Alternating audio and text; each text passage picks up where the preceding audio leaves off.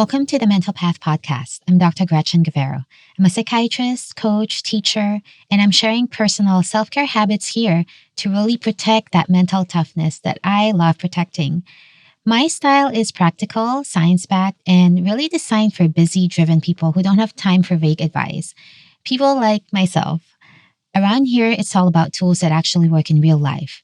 Whether you're running a business, raising a family, or just trying to stay steady in this nonstop world. So, if you've ever felt that wave of overwhelm hit, when your body tightens, your thoughts race, your emotions pull you off track, this is the tool I go back to every single time. This is what we're going to focus on today. It's something I use with my patients, and it's something I use in my own busy life. I call it the check in. You can call it self care check in, mental health check in. It's really one of the simplest, most reliable ways to reset your brain when everything feels like it's too much. All right, let's get right into it. There are 3 steps. Step 1, asking what's happening right now. The first step is really just noticing what's happening in this very moment. Asking things like, what's my body doing? What thoughts are looping? What just triggered me? Here's a real example that I just experienced just last week. One morning before clinic, I opened an email that caught me off guard. Nothing super urgent, but still stressful. My body reacted instantly. Tight chest, racing hard, and it was really hard to focus after that. So what I did was first asking, okay, this is what's happening. Really just naming my feelings and naming what the situation was about. That already shifts something. Labeling your state calms the emotional alarm system in your brain. Research shows that naming emotions reduces activity of the amygdala, the part of the brain that fires up during stress. Step 2, asking, what do I need or want right in this moment? This is where you give your brain direction instead of just letting it spin or spiral down. I usually ask myself 2 questions. First, asking, am I off track with my values or goals? And then next, asking, which core need isn't being met right now? I use what I've learned from Tony Robbins a long time ago. I just like thinking about it in this framework because it was easy to remember. And it was looking at the 6 needs: certainty, variety, significance, growth, connection, and contribution. It's not a clinical model, but it overlaps with what psychology tells us about human needs. So back to the email, the example I gave earlier. The issue wasn't really, I'm a bad doctor, which was a very quick thought that came through my mind at that time. What got triggered was my sense of contribution, the need to feel that what I do really matters and really helps other people. So once I named that, the vague overwhelm became something I could actually work with.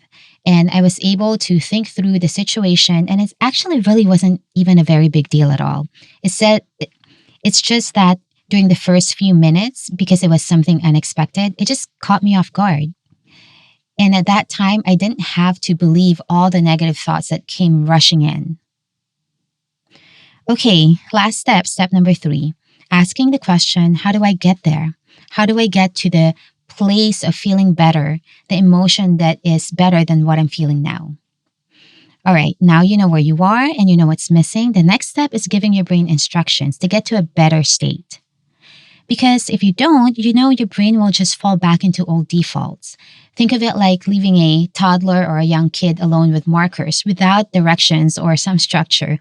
You know that they're going to make a mess, right? Okay, here are the 3 rules that I always keep in mind. 1, your body runs the show. If your nervous system is revved up, you won't be thinking clearly. So calming first with long exhales or grounding can be so helpful in stressful moments. 2, what you focus on gets stronger. Your brain builds pathways around what you pay attention to. And 3, your brain compares everything to the past. That's why old wounds resurface so quickly. The check-in anchors you back to now, to the present moment. So my how usually starts with calming my body, then picking one small action that directly meets the need I identified. Okay, here's a quick reset practice that we can try together right now. Number 1, notice one thing your body is doing. Number 2, pick one need that feels unmet. Is it a sense of security or certainty? Is it variety or needing something spontaneous in your life? Is it significance or feeling like you need to be acknowledged or valued for the things that you're doing? Is it growth? Is it connection? Or is it having a sense of contribution or impact to something bigger than yourself?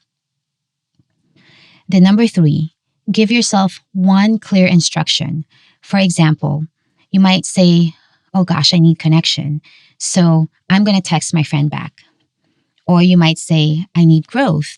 So I'll read one page of that book I've been putting off and has been collecting dust next to my bed. Even just 2 minutes of this can shift your nervous system. And it's not magic, that's biology and psychology working together. The check in isn't about overanalyzing every little thing. It's really about breaking that spin cycle. When your thoughts just really spiral into a long train of negative thought? And the power of this check in is really backed by solid science. We know that naming what's happening regulates emotion. We know that identifying needs aligns you with what matters to you. And there's so much research that tells us that giving your brain instructions help rewire patterns over time. This is how you stop reacting to everything and start really steering your system on purpose. Imagine having a sense of control. Your brain loves that. And just emotionally, that feels much better than feeling aimless or just being caught in all the day-to-day stress of this life. So here's your action step. Pause right now, scan your body. What's happening? Name one need that feels unmet. Then write down the smallest thing you can do today to meet it. That's your reset. Okay, in the next 2 episodes, we're diving into what I call the BPS framework, or the biology, psychology, and social factors that impacts your mental health. This is the model we use in psychiatry, and it's been invaluable in my own life. It's how I build treatment plans for patients, and it gives a full picture of what drives your mental health. I use this all the time in all aspects of my life. Okay, thanks for spending this time with me, and I'll see you next week.